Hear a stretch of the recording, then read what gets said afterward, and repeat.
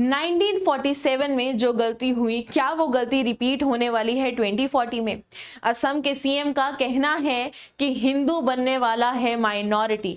ये मैं नहीं बोल रही हूँ, ये कुछ ताज़ा खबरें हैं जो हमें बता रही हैं कि जो असम के चीफ मिनिस्टर हैं हेमंता बिस्वा शर्मा, उनका ये कहना है कि हिंदू कम्युनिटी जो है वो अगले 10 साल में असम की एक माइनॉरिटी कम्युनिटी जो है बन जाएगी। अब यहाँ पे आपके दिमाग में बहुत सारे सवाल उठते हैं, क्यों, कैसे, क्या रीजन है? और इसका सबसे बड़ा जो रीजन दिया गया वो ये है, बांग्लादेश से होती जो है इलीगल माइग्रेशन।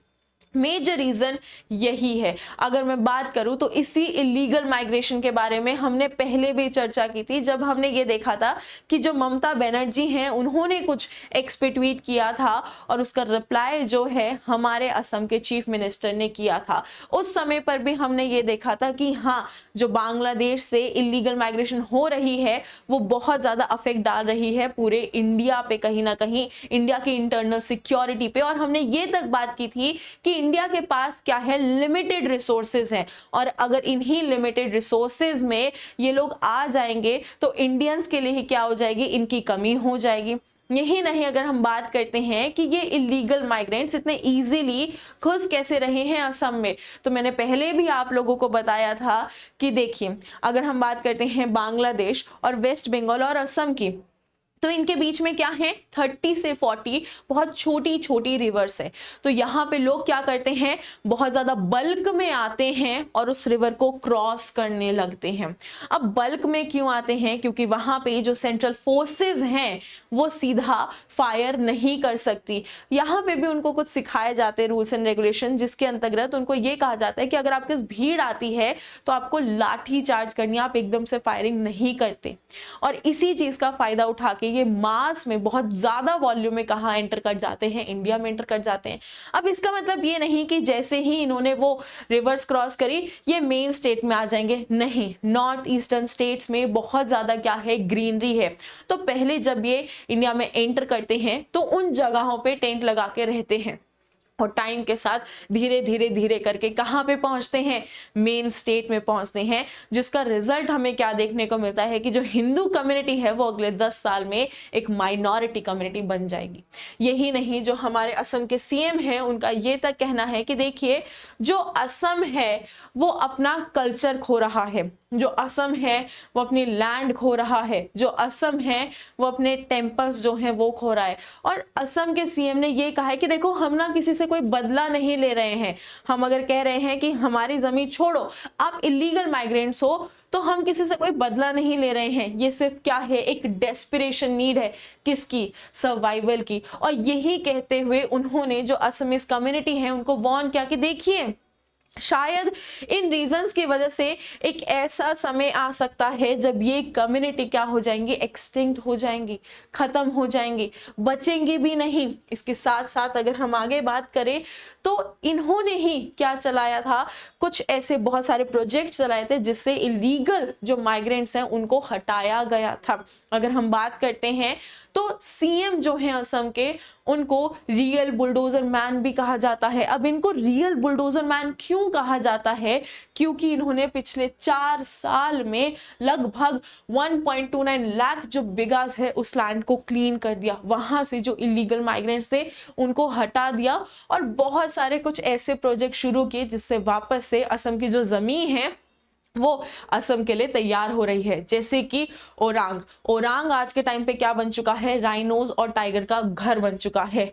बोरसोला क्या बन चुका है, एक सोलर प्रोजेक्ट जहां पे लॉन्च हो रहा है, वो जगह बन चुकी है। लुमदिंग क्या बन चुकी है, जहां पे एलिफेंट्स वापस आ रहे हैं।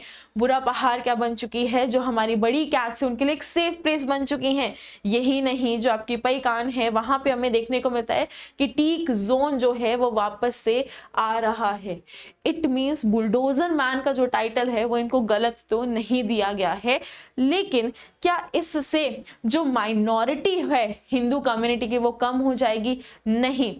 हमने सिर्फ असम की बात की, लेकिन अगर मैं बात करती हूँ कुछ ऐसी और भी जगहें हैं जहां पे हिंदू कम्युनिटी एक माइनॉरिटी बन रही है, जैसे कि लक्षद्वीप, मिजोरम, नागालैंड, मेघालय, जम्मू कश्मीर, अरुणाचल प्रदेश, मणिपुर, पंजाब, और कहीं ना कहीं इन सारी जो आपके सामने आंकड़े हैं, इसका मेजर रीजन क्या बन रहा है? इलीगल माइग्रेशन ही बन रहा है। अगर मैं बात करती हूं तो आए दिन खबरें आती रहती हैं कि यूपी की कुछ बड़ी बड़ी ऐसे राज्य जहां पे हमें देखने को मिल रहा है कि अरे आए दिन लोग गिरफ्तार हो रहे हैं। क्यों गिरफ्तार हो रहे हैं? क्योंकि वो इलीगल माइग्रेंट्स है। क्यों? क्योंकि उनका फेक डॉक्यूमेंट्स हैं, है ना, क्योंकि वो किसी ना किसी बड़े क्राइम का क्या बन रहे हैं? पार्ट बन रहे हैं। तो यहाँ पे सिर्फ इस इलीगल माइग्रेशन से किसी कम्युनिटी पे नहीं असर पड़ रहा है, हमारे इंडिया की इंटरनल सिक्योरिटी पे भी जो है बहुत बड़ा सवाल उठ रहा है, और एक बार नहीं बार बार उठ रहा है। इसके साथ अगर हम आगे चलते हैं तो हमें यह भी देखने को मिलता है कि जो हिंदू माइनॉरिटी है, ये जब हम सुन रहे हैं तो हम इतना सोच में क्यों पड़ रहे हैं, हम इतना डर क्यों रहे हैं? क्योंकि देखिए, अगर मैं इस भारत के इतिहास को उठा के देखती हूँ, आज के समय तो ये भारत का मैप है, आपको पता है कि हाँ ये भारत का एरिया है, इसके आसपास नेपाल है, भूटान है, बांग्लादेश है, पाकिस्तान है, अफगानिस्तान है।